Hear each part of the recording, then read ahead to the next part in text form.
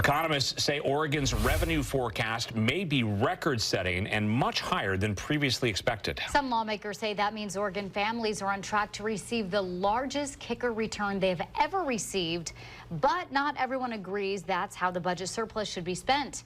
Fox 12's So-Young Kim joins us live from Southeast Portland tonight with the details. So-Young.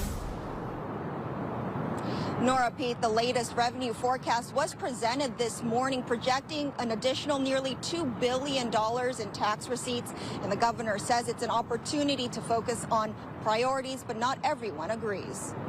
Oregon's latest revenue forecast was released Wednesday. It projected the personal kicker is up to a record-setting $5.5 billion and the corporate kicker $1.8 billion. The $1.96 billion in revenue up from the March forecast is really good news for Oregonians. Governor Tina Kotek reiterated her spending priorities. We now have an opportunity with that forecast to finish this session in a way that lifts up the top priorities of Oregonians. Housing and homelessness, making sure our mental health and addiction system works better for people no matter where they live in the state, and making sure our youngest students have the skills they need. Governor Kotek pushed for $316 million to address homelessness, $1 billion in bonding to build and preserve more affordable housing, $280 million to address behavioral health, $120 million to improve early literacy, and more.